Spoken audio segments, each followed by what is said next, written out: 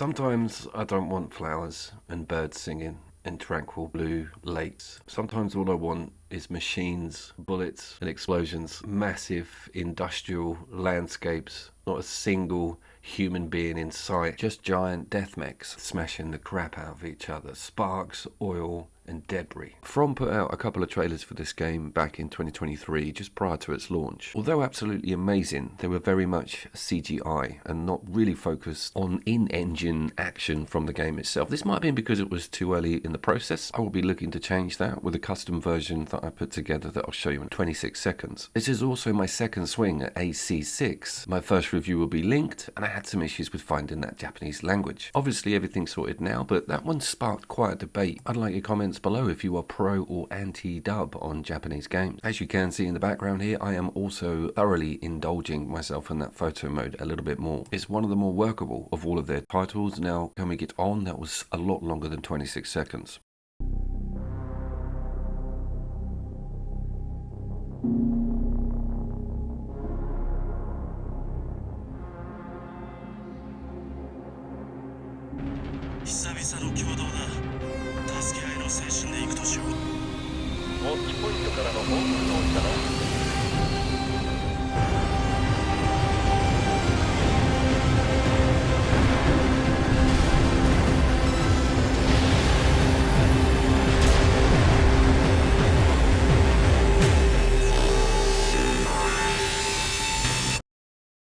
BioWare, you had the keys to the kingdom with this format, with Anthem, and you just took it to the wrong place. Like realizing how much joy you can actually get from a free-flying, shooting third-person ARPG is ridiculous.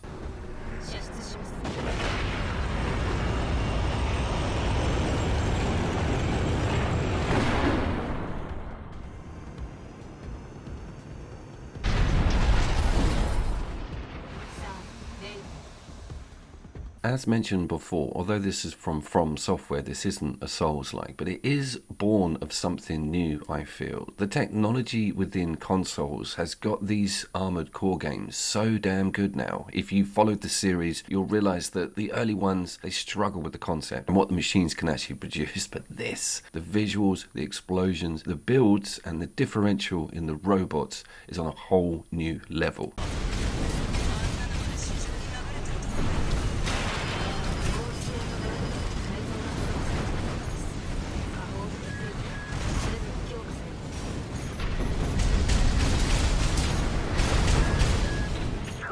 Kind of got the game for the boss fights, seeing footage of them and realizing how difficult they are, the whole tete-a-tete, but the actual joy came to me through the intermediate levels and dealing with smaller objectives and smaller enemies, crowd control, switching out that focus system and experimenting with loadouts without inhibition. So the game just gives you money and you buy what you want. Now the second cool idea with the setup and the whole equipment angle and slapping stuff onto your AC, they're not like hyper purple ultra rare drop shotgun found. They are just the weapon and its description, and it does what it says on the tin. The starter gun is one of the more better go-to projectiles of the entire game, but switching it all out and realizing there is no favorite, there is no gospel build is just limitless. Particularly if you hit a brick wall. That was the other thing about the sort of from angle is this just too hard, too difficult, too frustrating? Well, you get the opportunity to switch out your AC design if you had to go back to fight something again. You can't go to the shop, but you can certainly start spannering things up to make sure that you don't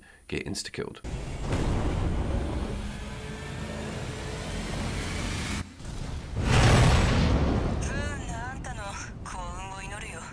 I also found, and this is one of the main reasons I wanted to put this second video together, loads more to that story. If you've seen the story trailer, you'll realize that there's quite a lot to it, but little is revealed to you in the front quarter of the game. From stick to their minimalist guns with that one. But as you progress, you realize there's a lot more intrigue and a lot more betrayal and twists and details and characters that really blend into what's going on in-game and give you that added angle to a lot of the bosses and who you'll fight and who's talking to you on your CB, they're not called CB radios anymore, Bluetooth, your AC Bluetooth.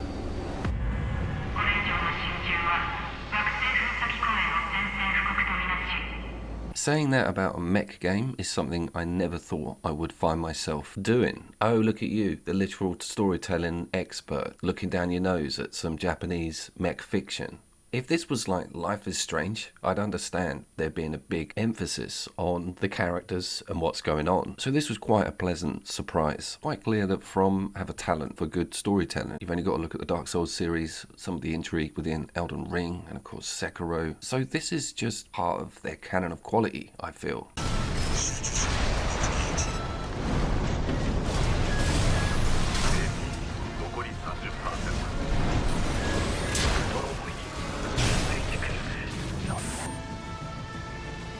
I wanted to cover how second nature those controls now feel. On the original review, I was struggling. Coming off the back of a lot of other third-person ARPGs, I was not getting used to the targeting system and couldn't work out why my weapons weren't firing when they asked them to. Even though this game has no stamina meter, if you look in the bottom right, there's kind of red numbers which indicate your equipment is reloading. So you cannot spam stuff. You need to line it all up, and the brain starts naturally putting things into a hierarchy for you. Your shoulder buttons are the missiles, you've got a big close quarters hit on L2 normally, and something juicy on R2, and they all get clattered in succession as you're flying around in the air, dodging on square, which also is a lifesaver. When it all comes together, it's a joyous feeling, and there's not really any other game out there that can boast this sort of excitement. That's why I'm so annoyed with Anthem still. That thing cost me 80 quid, and that reminds me, this is pre-owned for an extremely affordable cost.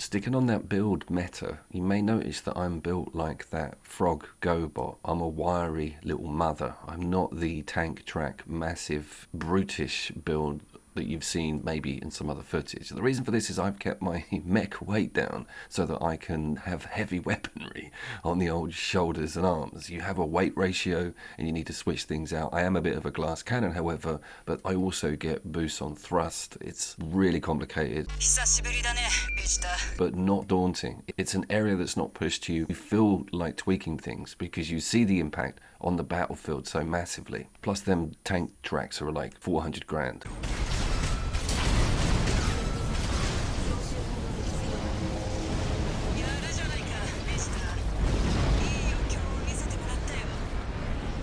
It is not all roses, however, with Armored Core 6 on the PlayStation 5 base level machine. I struggled with the quality mode, and that is still the case. The performance is something I have to stick with by default. It is not my choice, but I will say the reflections, the particles, the explosions, it still looks pretty damn top notch considering we've got ray tracing taken off. I am not sure if there's been a pro-centric patch yet. There should be one. I imagine there will be. From a really good on that front, but there might be some backward compatibility as standard. Please drop something in the comments if you are playing this on your Pro on quality mode, or if you've got it running on a NASA rig. It also runs on an Xbox S and PlayStation 4. That one is a mind blower. I've just been playing Stellar Blade on its balanced mode, which is absolutely flawless, no frame drops whatsoever. Looks like 4K. I would love to see some equivalents in the Armored Core 6 direction.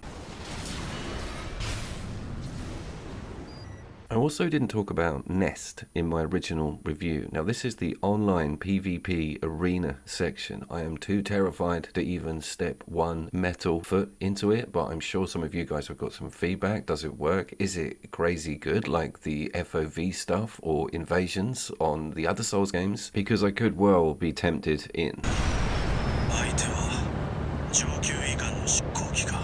I'm watching the bigger name reviewers put out their Assassin's Creed Shadows content today. I am still obviously waiting for my review codes on Split Fiction from Yusuf. Jokes aside, if you've been with me a while, you'll know that the channel was quite different in its early days. I had a bit more disposable income, and having to budget for video game purchases just wasn't a thing. It's really given me an added angle, particularly on the pre-owned market, and looking at all the dirty tricks they pull on games that are actually good and they hike the prices. The No Man's Sky story was just hilarious. This they haven't clocked yet and is still at a pretty decent price for physical second hand.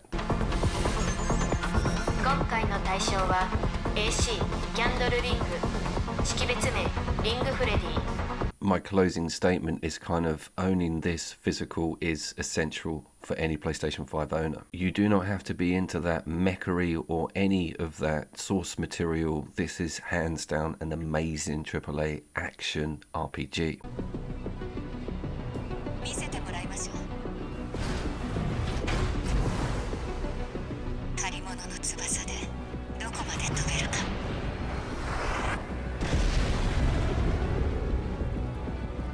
Wukong is about to get its second visit from my good self, and then I'll be going to Dragon's Dogma 2 because I am leaving that thing so long. I don't want to see bad performance issues. I loved that game. I loved the original. I really want that sequel to work. I was, of course, Couch Cooper put out my age demographics on the community the other day, and pleasant surprises were all grown-ass men still playing video games. I will see your ass down there.